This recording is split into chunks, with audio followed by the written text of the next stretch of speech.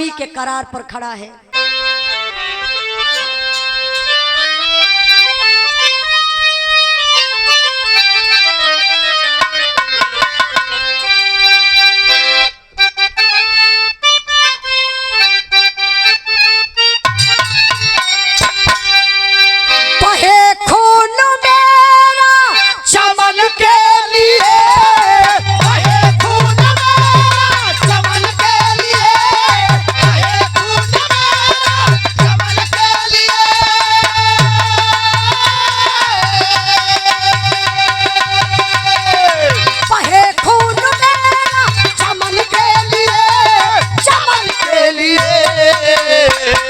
मेरी जान जाए वतन के लिए, मेरी जान जाए वतन के लिए, मेरी जान जाए वतन के लिए।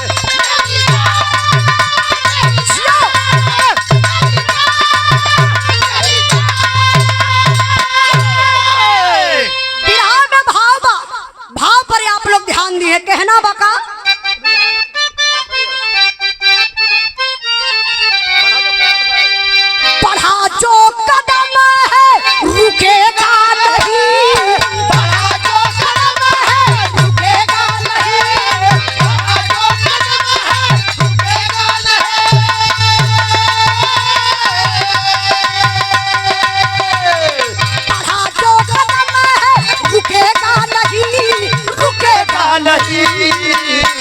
भले सर कटे पर झुकेगा नहीं, भले सर कटे पर झुकेगा नहीं, भले सर कटे पर झुकेगा नहीं।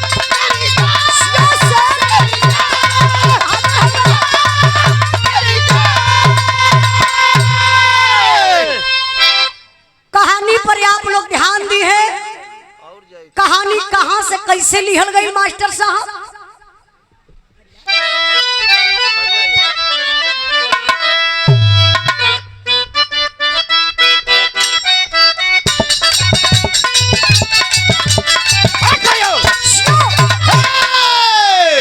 सरहदी जंग पे जो वीर लड़ने आता है, सरहदी जंग पे जो वीर लड़ने आता है, मौत का सहारा अपने शीशे पर सजाता है।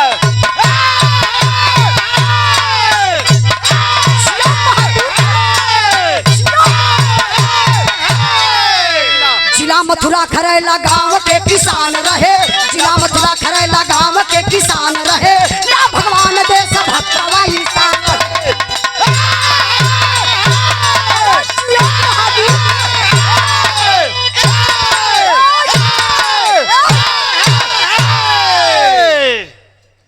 कहानी पर ध्यान दिए हैं आप लोग। कहानी कहां से लिखल गई? जहां कृष्ण भगवान का जन्म स्थली बा मथुरा। मथुरा जिला में एक गांव पड़ेला, जो गांव का नाम बा खरेला। वही खरेला गांव के रहे वाला एक किसान जेकर नाम बतावल गल बाबू भगवान सिंह। भगवान सिंह का एकलौता बेटा, जौने बेटवा का नाम भैया बतावल गल हेमराज। बचपना बा लेकिन मन में बड़ा उमंग बा, फौजी जवान बनूंगा, देश का सेवा करूंगा। कहा जाला कि जैसे रोगिया भावे वैसा बात बतावा। अब सयान भइले, खुली भर्ती निकलल बा, तो होत कबा एक लाइन तर्ज लगल बा मास्टर साहब।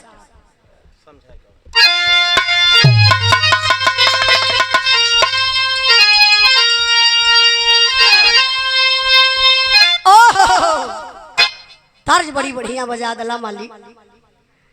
दिनेश भैया कोनो गांव का भौजाई रहल हमरे मास्टर नियर।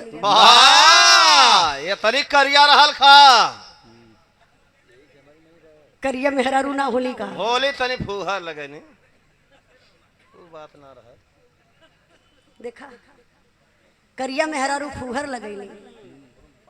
अरे काला को काला मत समझो, काला सब में आला है।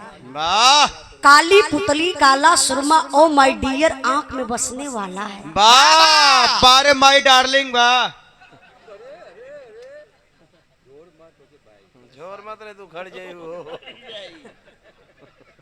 नहीं नहा लो से तो हम पक गल है। सही बताई तो एकदम पक के घुल गल है। बस पकले के बाद काम खत्म है होला। तोहर खत्म हो जाए। बिरहा पर ध्यान दई कौनो भौजाई रहल हमरे ई मास्टर नियन गांव का लइका ओकर नाम रखले रहल गुलाब जमुनिया भौजी। जौने लइका जे हर से जा तब ले पकड़ की है गाल ओकर। हाँ पूरा सिरवा गाड़ दे हैं। दुहाई सरकार का गुलाब जामुन सिरे रहा। नहीं तू ना बोलता तो ठीक रहल। हाँ बोल तमान पैसा ले इला। हाँ तो घूम घूम सबके जीजा कहा कह दा नहीं कह दा काहो जीजा लोन कैसे हुआ पैसा पाजी बा तब का सिंगारे भैया जब बोल रही को पैसा लेत हुआ तो सबके कहता जीजा प्रणाम छोट बड़ा सबके बना ले। हाँ सब तो के पैसा दे पाजी बा खाली हम आने ना दे। तब तू के देबा एकरे दीदी के देब हम। बिरहा पर ध्यान रहे। ये दो जने जौन भ्रमण करत हुआ बीरन ने हाँ क्यों जूता झटका के चक्कर में यही सब ऐसा बात ना हाँ। अरे तब बैठा हाँ हाँ कई कई ऐसा कांड हो जाला। आपो भैया उठ गई ला भैया कहाँ जात हो नहीं चाय वाला भैया ना हूँ भैया बैठ जा भैया बैठ जा बीरन। अच्छा देखी कोनो भौजाई बा देवर के देखलस त इशारा कई के बोलौलस कलस एक्सक्यूज मी मतलब कम हियर। हाँ सिट डाउन। देवरवा समझ गल कि भौजैया बुलावत है कुछ काम बनल। देवरवा दौड़ के गल कल कहा भौजी का जल्दी से बोल कहा। भौजैया ये अपने साड़ी का ये टोंगा पकड़ के ऐसा लगल ऐठे कल बताई ना। देवरवा कहलस कि बताई ना बताओ भौजी बोलौली काहे। तो भौजैया कहती है दर बबुआ अब हम साड़ी साया ना पहिना। तो निकार के धा दे ओके काहे बदे ले हवा पानी घाम तो तगड़ा होता है।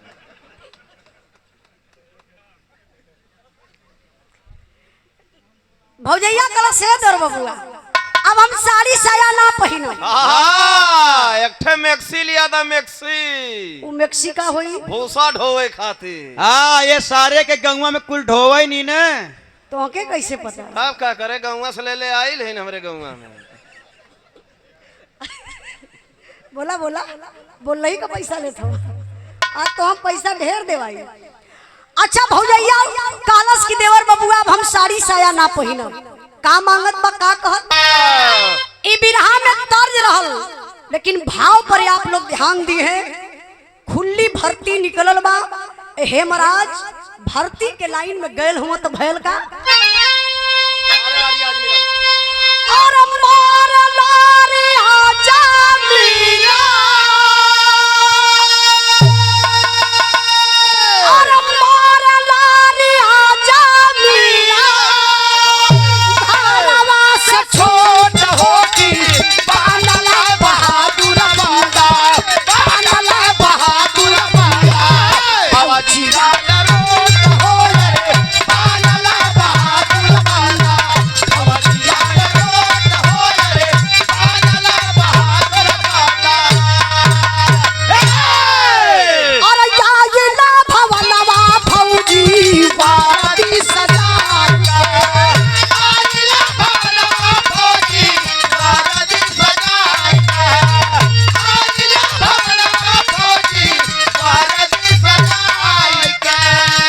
चुनला लीलार बाबू का लगाई के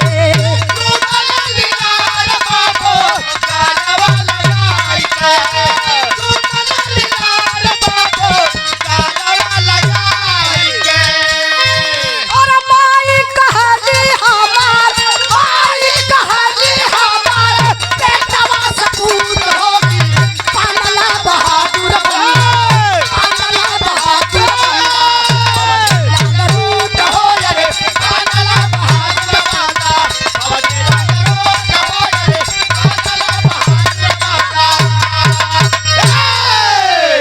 इंद्राज भी आज दिल से पैसा देवे के मन करत था।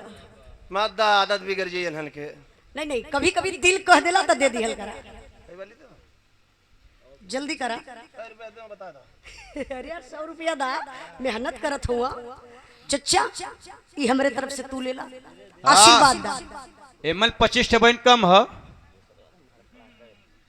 हीरे का शरीर है बाबू, तब का दूध दही खा ले।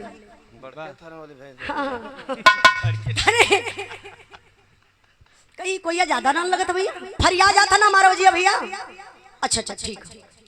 बिरहा पर ध्यान दई, खुली भर्ती निकलल ते हेमराज गइलन अपन तकदीर अजमावे बदे, लेकिन बारे दुनिया के मालिक लगत बा कि हेमराज का बात भगवान सुन रहल है।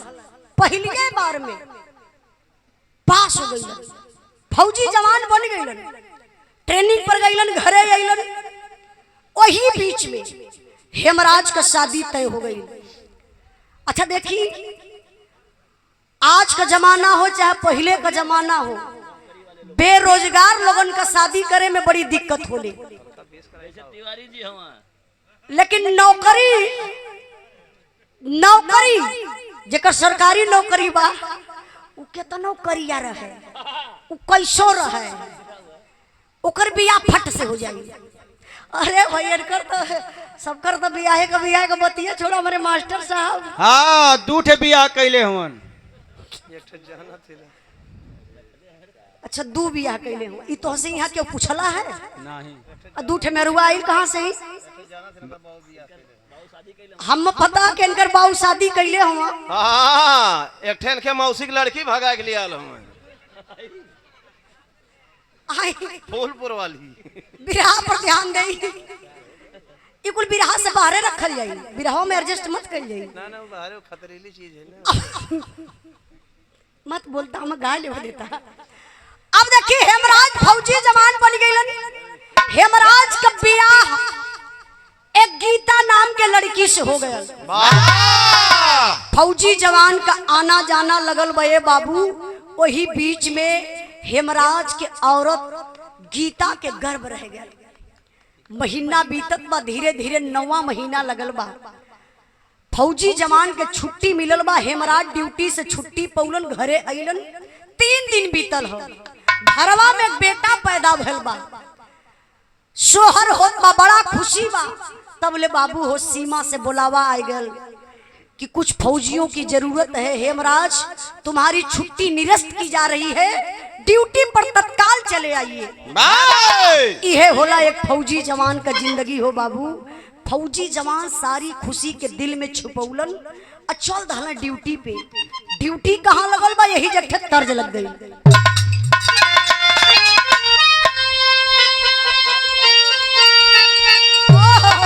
क्या बात है दिनेश भैया, स्वर्गीय रामदेव गुरु का तर्ज लगल हो। हमरे पापा भी बिरहा गावलन, सिंगारे भैया। अब कहाँ गावे ने? का करना? अब तो खाली बैठ के प्याज छीलत हम। नहीं कदा प्लेट माजे ने। अरे भैया मजा ही परे। काहे बदे? लेबर ना रही के माजी। सिंगारे भैया कभी हमरे आजमगढ़ आवल जाई दिनेश भैया के साथे। हमार होटल बा, जिनका तो पापा हमार प्याज छीलल। ये पागल आदमी के का पता, पापा हमरे होटल का मालिक हुआ, अपने होटल हो, हमरे ही नाम से हो, उजाला ढाबा। वाह, वही बैठ के प्याज छीले ने। नहीं, हमार पापा 5-6 जने के रखले हो। वाह, ये उम्र में हो। अच्छा तो उमरिया का करी? अरे बुढ़ौतिया में कैसे 5-6 जने के रख ले हैं? रखले का मतलब आप लोग समझत हुआ? हाँ, मेहरारू। हमारा सारे नहीं नहीं, आप लोग बुरा मत मनिया। हमार पापा मेहरारू नहीं, वर्कर रख ले। वो वर्कर, वर्कर का मतलब जैसे रोटी बनावा वाला अलग। ड्राइवर भाई अक्सर लोग जात रहल। कभी भी आप लोग जइया तो देख लिया, वही हमारा ढाबा बा आजमगढ़ वाले रोड से, जब बनारस जाई वही है बवे पर। लेकिन हमारे पापा आज भी हमें सिखावा ना, पहले भी सिखावा। कहा बेटा कि वो कौनो धुन गौले रहे अपने अंदाज में, लेकिन जब तू गई हाथ अपने अंदाज में। गीत बा स्वर्गीय रामदेव गुरु का, लेकिन अंदाज ही हमार बा। कैसे?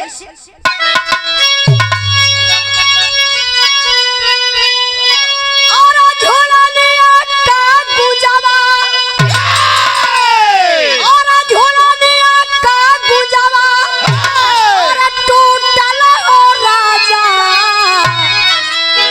जमनिया से गड़िया छूटल हो राजा जमनिया से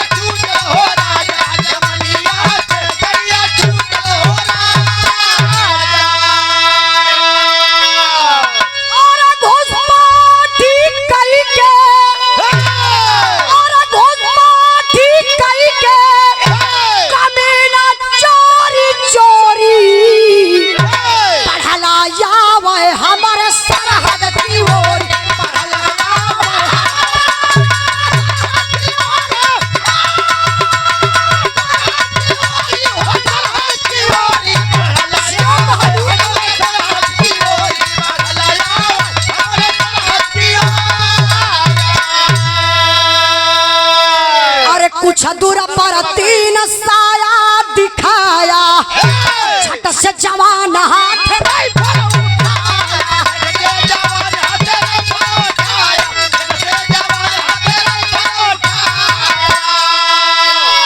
और दुश्मन हटा पीछे और दुश्मन हटा पीछे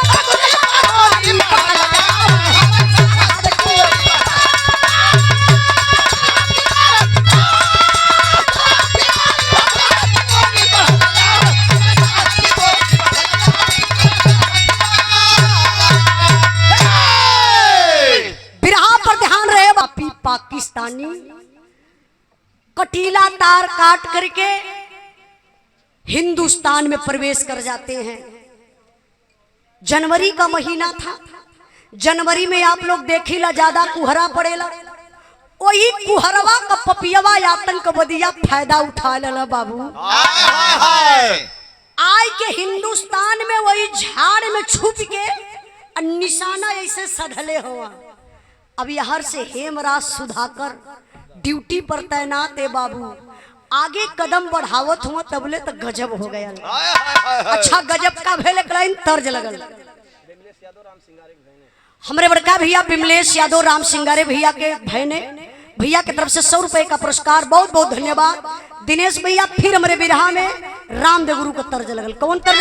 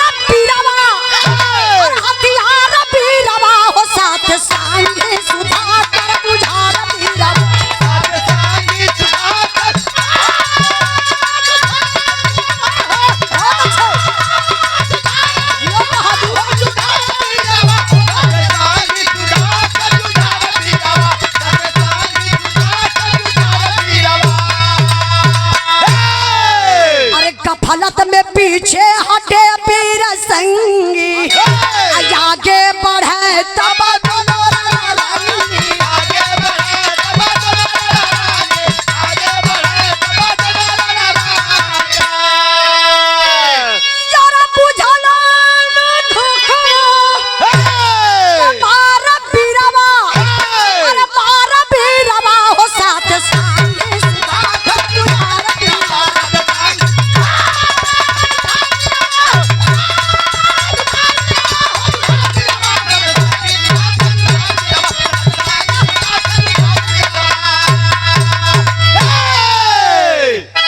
कहानी पर आप लोग ध्यान दिए बाबू। हेमराज सुधाकर ड्यूटी पर तैनात है। आई आतंकवादिया वही झाड़ में छुप के निशाना सधले हुआ। अब जवानन के का पता, आप लोग देखिला जे आदमी अंधेरा में बा तो उजाला में बैठल आदमी के आराम से देख लई, अजय उजाला में बैठल बा वो अंधेरा में ना देख पाई। इहे तो पपियवा से फायदा उठौलन। अब झाड़ में छुप के निशाना सधले हवे, हेमराज सुधाकर कदम आगे बढ़ावत हो, तबले ही पपियवा से हो बाबू चला दहलन गोली। अब उन दुश्मनों की सनसनाती हुई गोली आई, हेमराज और सुधाकर के पैर में गोली लग जाती है। देखिए वो पापी आतंकवादी थे, सर में भी गोली मार सकते थे, सीना में भी गोली मार सकते थे, लेकिन नहीं, वो जानबूझकर के पैर में गोली इसलिए मारे, उनका एक मिशन है, हमें हिंदुस्तान का जिंदा फौजी मिलेगा, हम हिंदुस्तान का राज पूछेंगे और हिंदुस्तान पर हमला बोलेंगे। यह तो पपियवा से पहले मार के घायल अवस्था में लेकर के बाबू दोनों जवानन के सीमा पार करके अपने पाकिस्तान सीमा में चल गई। अब इतना ही नहीं, सुनेंगे ना कलेजा फट जाएगा। उन जवानों के साथ ये पापी करते हैं क्या, आमने सामने दो खंभा था, एक खंभे में हेमराज को और दूसरे खंभे में सुधाकर को गतर के पपियवा से बांध दिहलन। बंधला के बाद एक पापी पाकिस्तानी एकदम गोर अंगार है, बड़ा लंबा तंबा है, काला ड्रेस में है, बड़ी बड़ी दाढ़ी, लंबा लंबा बाल, खूंखार लाल लाल उसकी आंखें हैं, चमचमाती हुई तलवार लेकर आया और हेमराज के सामने खड़ा हो गया, सवाल कर दिया, बता दे हिंदुस्तान का राज, बचा ले अपनी जान को। बारे हिंदुस्तान का फौजी जवान, पैर में गोली लगी है, गम नहीं है, उसी आवाज में उलट करके जवाब दिया हिंदुस्तान का फौजी हेमराज, अरे दोगला की औलाद, हम उस देश के वासी हैं जिस देश में गंगा बहती है। अरे साले हिंदुस्तान का राज पूछ रहा है, नहीं बताऊंगा हिंदुस्तान का राज, जो करना सो कर ले, मुझे जीने मरने का कोई गम नहीं। ये आतंकवादिया कलो सरे साला भूल गया क्या तू कहां पर है, ये हिंदुस्तान नहीं ये पाकिस्तान है, पाकिस्तान। तू क्या साला दिखाएगी हिंदुस्तान की गंगा कैसे बहती है रे, मैं दिखा देता हूं कि तेरे भारत की गंगा कैसे बहती है।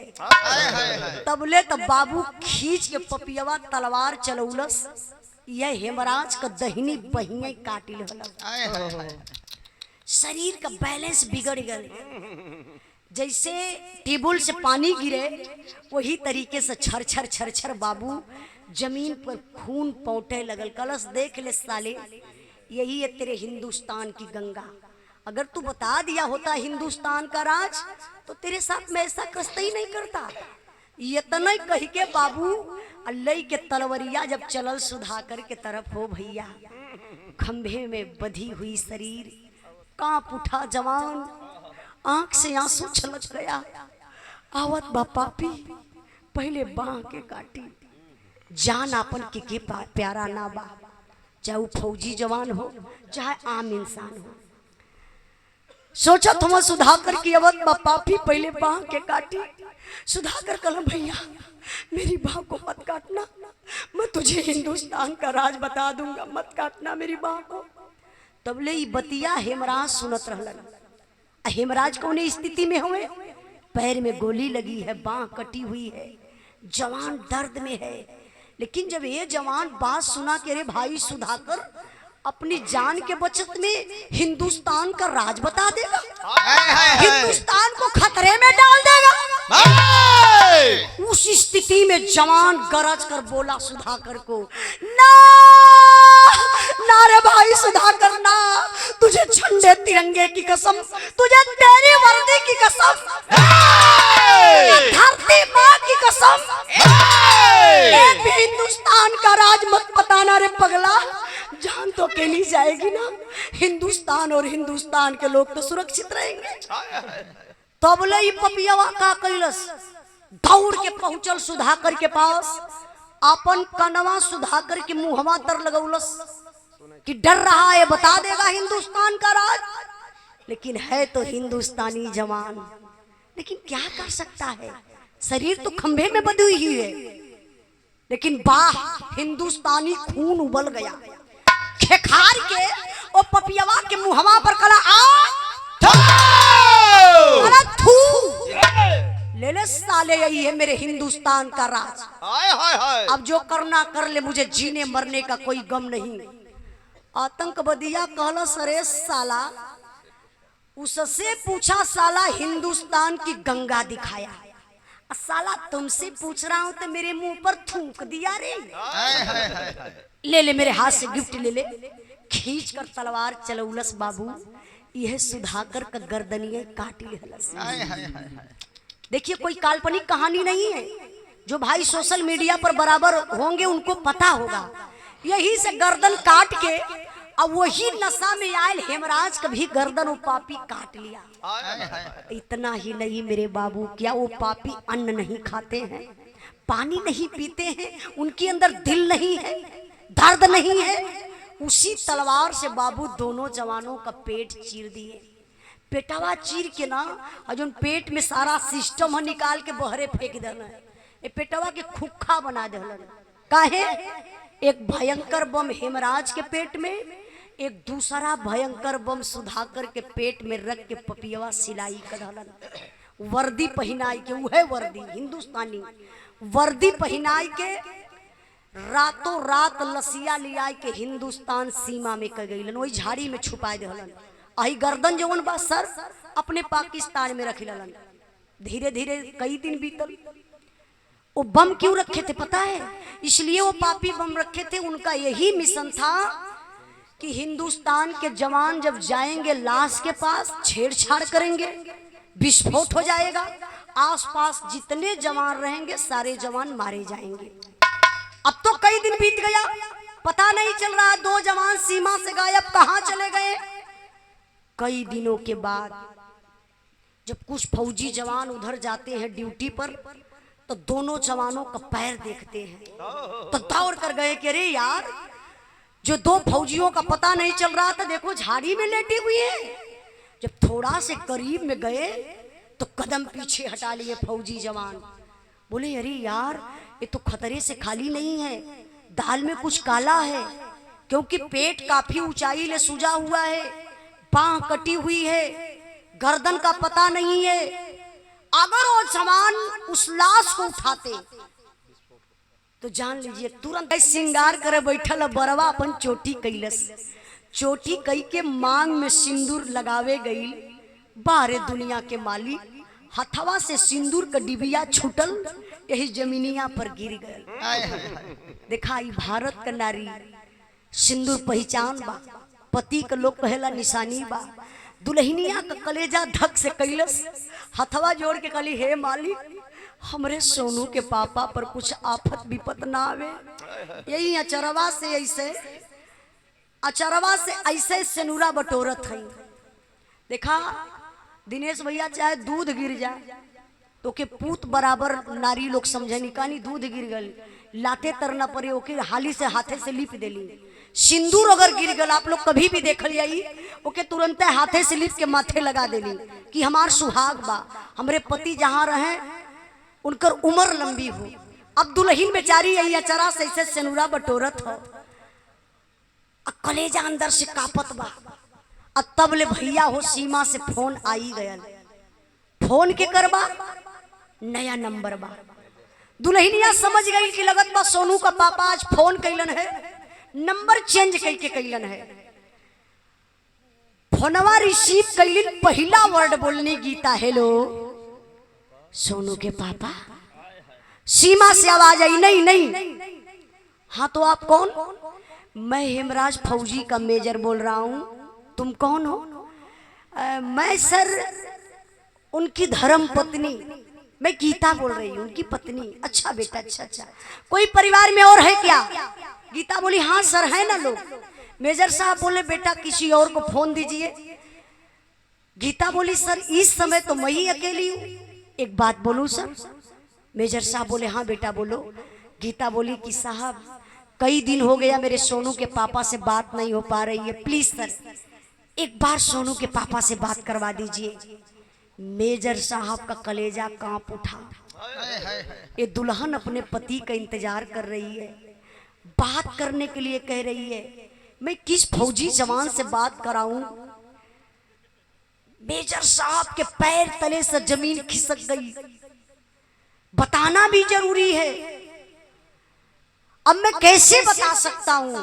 मेजर साहब बात घुमा देते हैं, बाबू वही फोनवा पर गीता के बतावे लगलन। अच्छा बतावत कैसे हुए? हमारे बीरस के बिरहा में एक करुड़स का भाव बा मास्टर।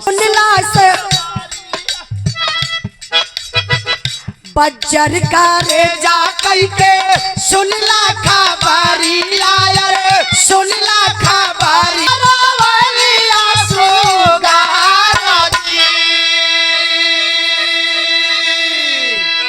गजब हो गया बाबू। मेजर साहब उसी फोन पर बताते बेटा गीता तुम अपने दिल को मना लो बेटा। पगड़ी वाला भैया, ए पगड़ी वाला भाई, अरे आप ही के भैया भैया ऐसा शांति 5 मिनट और शांत रहा, कैसे बिरहा का भाव बनेगा। खाली समझ लेवाना, सच्चाई बताओ थी कलेजा नहीं कांप जाई। खाली समझी गुरुदेव 5 मिनट बैठा, 5 मिनट ढेर ना, 5 मिनट खाली भाव समझ ली। अरे घरवा तो रोजे जाए के, घरवा रोजे रहे के बाद ना सिंगारे भैया, ये मौका बार बार नहीं मिलेला और ना रोज मिलेला। अब बिरहा करैबा 1,50,000 खर्चा करबा तब ना फिर उजाला यादव और प्रेमचंद भैया के पैबा। सही बताओ थे। अरे टेंट का पैसा अलगे, माइक का अलगे, मंच का अलगे, गवैया का अलगे, सजिंदा का अलगे, सबकर पैसा तो सब चलत है ना। बस यही से कहती तनी से रुकल रही, ध्यान दे बिरहा पर। अब तभी रहा हमार गड़बड़ा गिल, कहाँ पहुंचल रही? बतावा पगड़ी वाले, बतियाओ तला, बताओ कहाँ भी रहा।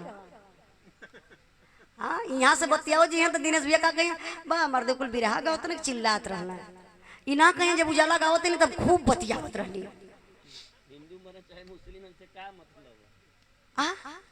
कहाँ?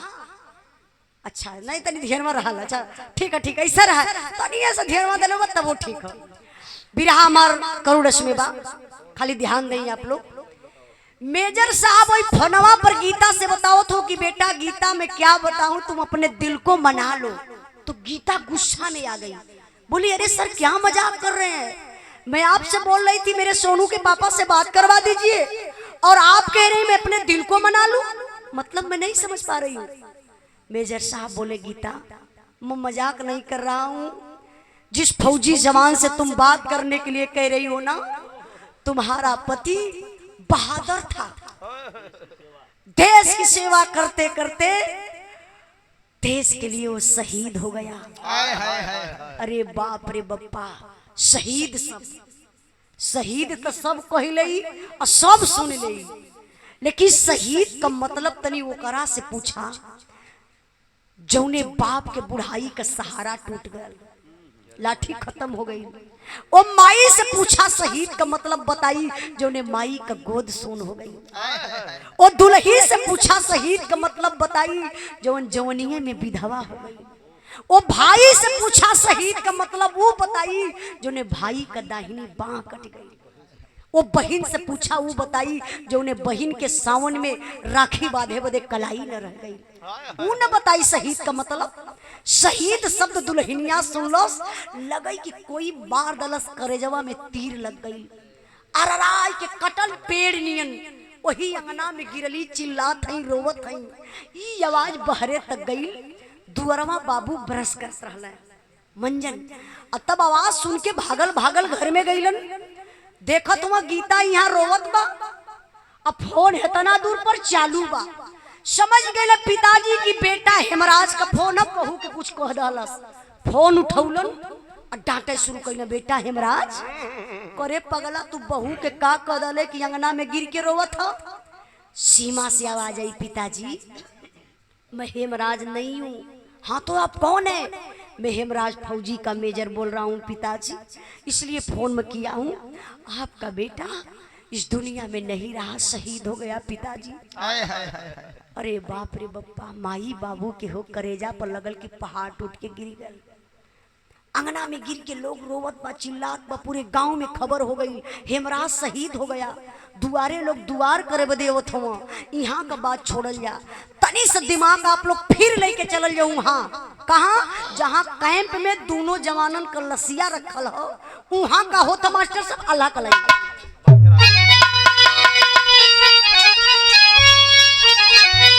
अरे तूने पीर मन का लसिया ले आई क्या जवानवा भैया। अब तो और गजब हो गया। अभी गजब का भेल, दोनों जवानन का लाश झंडा तिरंगा में लपेट के दोनों जवानन के घरे आई सैनिक सम्मान के साथ। और जब दोनों जवानन का लाश घरे आई तब ताबूत खोलायल। जब तबूतवा खोलायल बाबू न तो लसिया पहचाने में ना आवत हो। अच्छा लाश कैसे पहचान में आई? चेहरा से लोगन का पहचान हो, चेहरा से आदमी बता दी भैया फलाने हो। अब यहाँ से गर्दन हईबे ना करे, बाह कटल बा, पेट चीरल बा, एक प्रकार से चिथड़ा लाश हो गई। गीता पागल हो गई। सबके समनवा घूम घूम के रोवत थी कि मेरे साथ अन्याय हो रहा है। ए मेरे सोनू के पापा नहीं है। अभी मुझे विश्वास है मेरे मांग का सिंदूर जिंदा है, ये किसी और के मांग का सिंदूर है। प्लीज आप लोग इस लाश को ले जाइए मेरे घर से। यतने कहत रोवत वही भीड़ में से चीरत फारत गीता बहरे निकलनी। जात यही घर में बाबू लोग समझ गई ना गीता पागल हो गई। अब गीता का दिमाग काम ना करत बा, लेकिन बिरहा के सुने वाले भैया बाबू जब गीता घरवा में जाती तब का करत हई? अरे दौड़ के फटुआ है मां राजा कली भैया।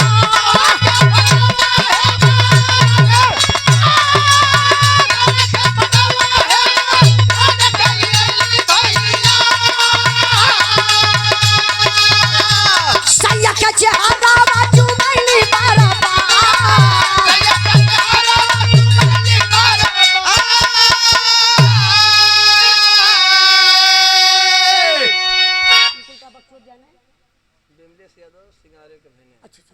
हमारे विमलेश भैया राम सिंगारे भैया के आप बहने हैं। भैया की तरफ से 100 रुपए का पुरस्कार, बहुत बहुत धन्यवाद प्रणाम। ऐसे ही 2 मिनट बैठल नहीं बाबू, ध्यान दें बिरहा पर। अब गीता भागल भागल घरवा में गईली तो अपने बेडरूम में गईली, जौने रूमवा में सूतत रहली। देवलिया पर ऐसे ही बाबू एक फौजी सैया का अपने वर्दी में फोटो वही देवलिया पर टंगले रहली। वह फोटोवा उतार के सीना से लगौली। जैसे आप लोग है ना ऐसे जनता जुटल बा, सबके समनवा वह फोटोवा ले जाके दिखावती। देखी ना भैया, आप लोग मदद करिए, मेरे सोनू का पापा ही हमें। आप लोग बोली ना सोनू का पापा ही हमें, इलाज के आप लोग ले जाइए। पिताजी बुढ़वा बाप लसिया के यहाँ लेके बैठल हुआ। कहले गीता तुम पागल हो गई है, यही जमाने के लोग मजा लेंगे, पति शहीद हो गया। गीता अपने पति को नहीं पहचानी। इधर आओ, इधर आओ, मैं बताता हूँ मेरा बेटा है, तुम्हारा पति है हेमराज। रे गीता पास में बहू को बुला लेते हैं बाबू। बाप हुआ यह पैर से कफन हटा दे हलन। और जब कफन हटौले पैर से जाना था काहे, हेमराज एक बार बचपना में पेड़ से गिरल रहलन, उ चोट लगल रहल ही पैरवा में ही जा। यह चोटिया जब दुल्हनिया देखलस बाबू गीता न हो, विश्वास हो गल कि अरे ये तो हमार सोनू का पापा। वही लाश पर गिरल बेचारी बेहोश हो गई। गीता बेहोश है, लोग डॉक्टर के बोलौला इलाज चलत बा गीता का। अब का भेल, अंतिम संस्कार करे के बेला आई गई। जरूरी भी बा अंतिम संस्कार। अब वहू से ज्यादा गजब हो गया। अब उससे ज्यादा गजब का भल कि लसिया का ओजन बढ़त बा। आज तक आप लोग सुन ले कि लाश कभी वजन बढ़ल हो, लेकिन ई लाश पिताजी उठावत हो तो ना उठाए पावत हो, और दूसर के उठावत हो तो दिनेश भैया उठा लेते हो। काहे? अंदर से पिता टूट गया है, दिल को बहुत थामा है पिता, ये लिए थमले हो कि रो दे, अगर कुछ कह दे ना, हई जमाना बा, हई जमाना के लोग कहें कि कायर बाप का बेटा रहल, ये लिए शहीद हो गया। यही लिए पिताजी अपने दिल के मनौले हुआ, कुछ बोलब ना, बहादुर बेटा का बाप हैला, ऐसा लसिया उठावत हुआ। फिर लाश जमीन पर गिर गई, 3 बार कोशिश कैले, अब सब्र का बांध टूट गया, अब हिम्मत बाप हार गई। ऐसे कंधा पर गमछा रहा, गमछवा उतारत हुए, मुहवा मुनत हुए, शरीरिया ऐसे कांपत है, तबले तो बाबू मुहे से आवाज आई गई। वही लाश के बाबूजी देखलो आ झरझर झरझर रोवे लगल, कहले करे बेटा हेमराज, करे लाल, बुढ़ाई में कमर तो हीरा तोड़ देले रे, बिना राम के कैसे मन मनाइब रे बेटा, हाय रे लाल, बिना राम के कैसे मन मनाइब रे बेटा, आज बोझ बुढ़ौती में कैसे तोर उठाइब रे बेटा। लाल बुढ़ाई बिगाड़ के चल गईले हीरा, बाप वही लाश पर गिरले, बाबू बेहोश हो गईलन। कहा जाता है औलाद का गम फौलाद को पानी बना देता है।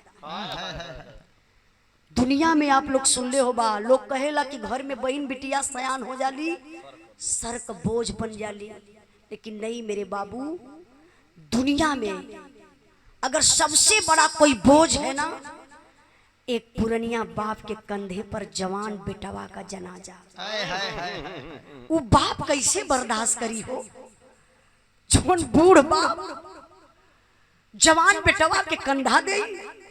नियम तो प्रकृति कई बनल बा, बाप के कंधा बेटा दे तो वो बाप के स्वर्ग हो जाई, और जवन बाप अपने बेटवा के कंधा दे तो वही दिन नरक हो गए, जियते जी नरक हो जाई वो बाप के। अब बाप का हिम्मत टूट गई, गिरला बेहोश भइलन, कोई नहीं रह गया अंतिम संस्कार करने के लिए। आप लोग जैसन आम जनता, गांव के सम्मानित प्रधान, प्रशासन के लोग, सेना के जवान लोग ले जा करके अंतिम संस्कार तो कर देते हैं। अंतिम संस्कार हो गए राम सिंगारे भैया, अब आ गए सेना के बड़े अधिकारी जनरल साहब, शोक संदेश हृदय से लेकर, शोक संदेश हृदय से लेकर जनरल साहब आए हैं, और दोनों परिवारों को आकर के दिल से धैर्य बधाए हैं। सच्चा सपूत जो देश का था वह वीर हिंद रखवाला था, एक ज्योति हमको दिखा गया वह भारत के रहने वाला था।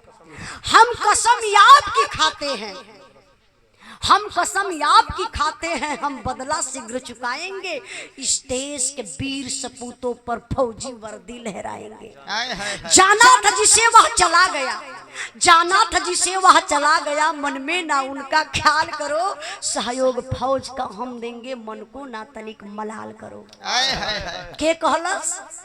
सेना के बड़े अधिकारी जनरल साहब अइलन 13 बितला के बाद सांत्वना देने के लिए। पिताजी दुआरे बैठल हुआ, एकलौता बेटा रहल, चल गए बाप का कुछ अब ना बचल हो, शरीर अंदर से कांपत बा, हिलत बा। अइले जनरल साहब कहले पिताजी दर्द तो बहुत ज्यादा मुझे भी है, लेकिन क्या किया जाए, अब तो आपके बेटा को हम लोग वापस नहीं ला सकते हैं, लेकिन पिताजी मैं आपकी कसम खा के कह रहा हूँ, जितने सारे गांव के बच्चे हैं सबको निःशुल्क भर्ती करवाऊंगा और सीमा पर भिजवाऊंगा। अब पिताजी इतना ही नहीं, सुनिए मेरी बात, जो गांव का मेन रोड है उसी रोड पर एक हेमराज शहीद के नाम से एक गेट हम लोग बनवाएंगे। और सुनिए पिताजी, चौराहे पर एक हम लोग हेमराज शहीद, हेमराज की मूर्ति लगवाएंगे, शहीदी राज दिलवाएंगे। बुढ़वा बाप हिम्मत कई के बोलत हुआ, कहना साहब साहब भर्ती का बात करत हुआ, कहो साहब ई बतावा हमार बेटवा कायर रहल का, हमरे लाल का गर्दन कटायल, हमरे लाल का बाह कटाइल, हमरे हीरा के पैर में गोली मारल गल, पेट चीर के बम रखल गल, हमार लाल कुछ न को पौलस। हे साहब हाई लाल लोग भर्ती हो जाई, सीमा पे चल जाई, सरकार का कुछ ना बिगड़ी, सबकर गर्दनिया कटाए जाई, बिगड़ी के कर बुढ़ाई माई बाबू का बिगड़ी जैसे हमार बिगड़ गई। हे साहब आरती भरती रुपया पैसा मूर्ति कुछ होना चाहिए। जनरल साहब चुप हो गई, दांते तर उंगली दबा लेना, करे ये बुढ़ा पिता है, आज का जमाना पैसे के पीछे भाग रहा है, रुपया पैसा धन दौलत नहीं चाहिए तो फिर आखिरकार चाहिए क्या। अब जनरल साहब पूछते भी हैं कि अच्छा पिताजी आप बताइए आपको चाहिए क्या।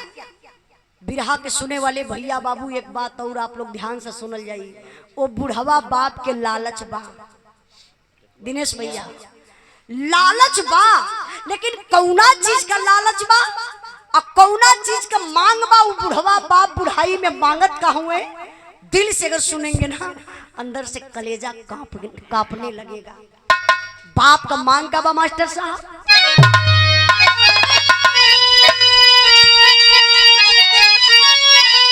अरे धन दौलत से जाए ना हेरा,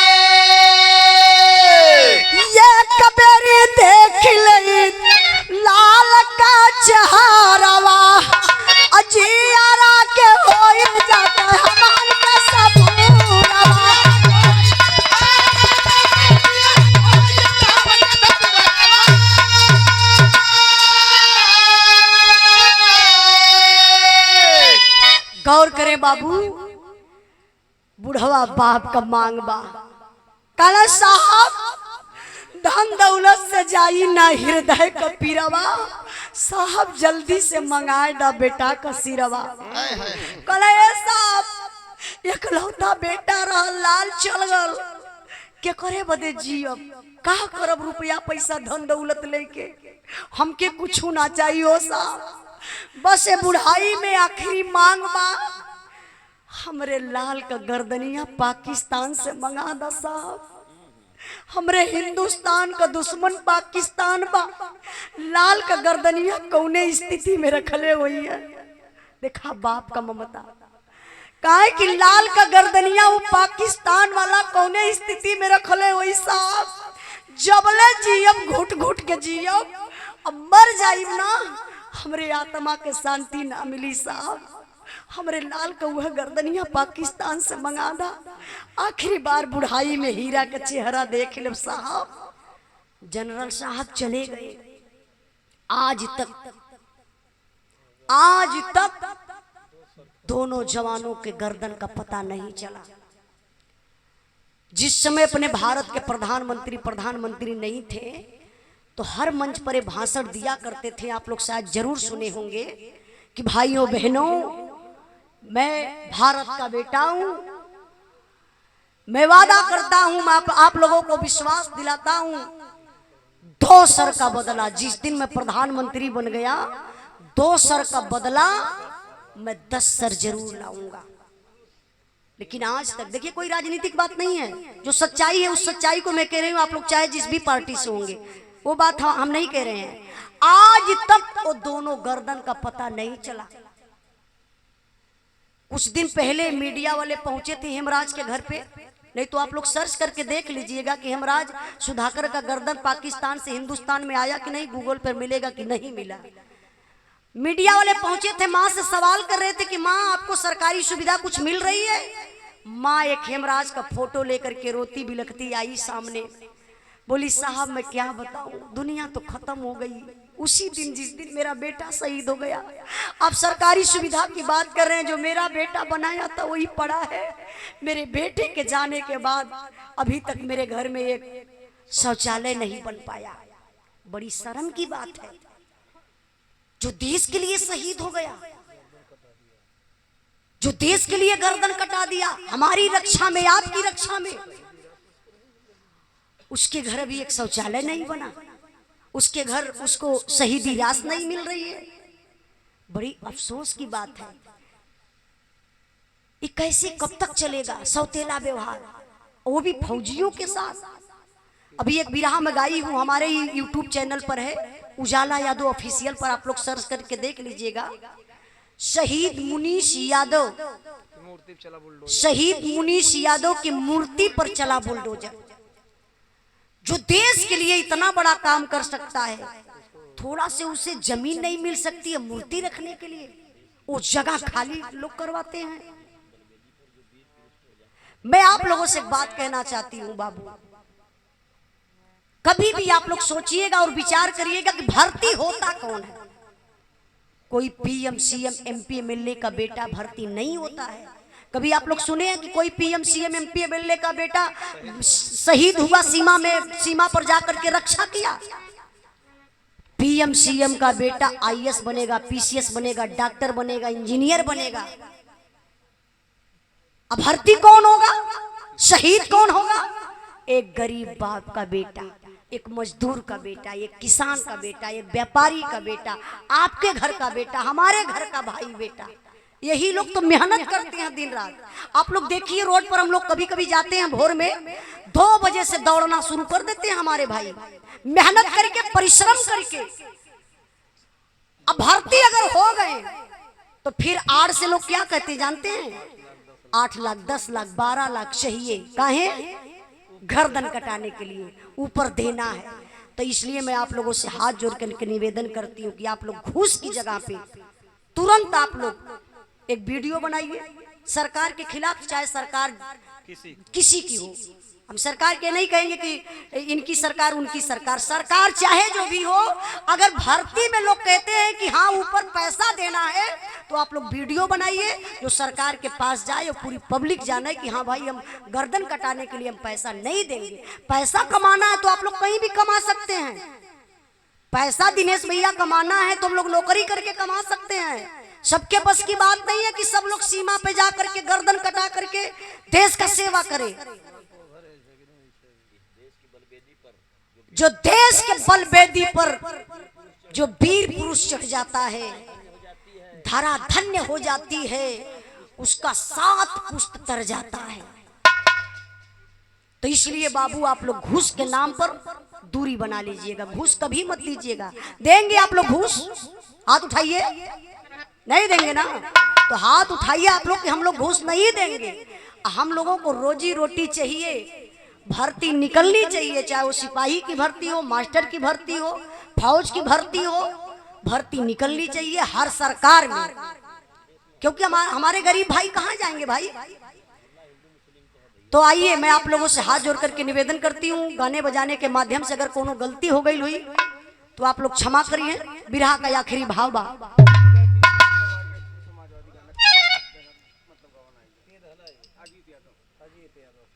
आप हमारे बड़े भैया, नहीं भैया देखा क्षमा चाह, ये राजनीतिक मंच नहीं है कि हम लोग राजनीतिक गाना गाएं ना। राम सिंगारे भैया, राजनीति हम लोग कब गाइला? जब राजनीतिक मंच लगेला तब। अभी सार्वजनिक मंच है ना भैया, नहीं आप नहीं समझ रहे हैं ना, आप प्रत्याशी भी हैं, इसका गलत असर पहुंचेगा। भैया का बिगड़ी, भैया का नुकसान हुई। हम तो गाय तो 2-4 हजार पाए जीवे, फायदा हमारा ही, नुकसान आपको हुई। यहाँ हर वर्ग के लोग आए हैं, हर पार्टी के लोग आए हैं और सभी लोग अपने हैं। तो इसलिए देखिए मैं क्षमा चाहती हूँ दिनेश भैया। आप लोग देखते हैं बड़े बड़े नेता भी जाते हैं शादी विवाह या तिलक के अवसर पे, तो वहाँ भाषण नहीं देते हैं, न्योता करके चले जाते हैं, अपनी बात नहीं रखते हैं। इससे कलाकारों को भी सीख लेनी चाहिए। हाँ राजनीतिक मंच लगाइए, रात भर दिन भर गवाइए। क्षमा चाहती हूँ अजीत भैया, 100 रुपए का पुरस्कार देकर के सम्मान किए और बिरहा करावे की रही राजनीतिक को घरे करा लिया, खूब बल भर समाजवादी गावल जाए, ठीक है ना भैया? और आई बिरहा का आखिरी भाव, हम समाजवादी है बे करीला, समाजवादी गायिका ही नेट पे सर्च करवा उजाला यादव तो देख लेबा कहना बा मास्टर साहब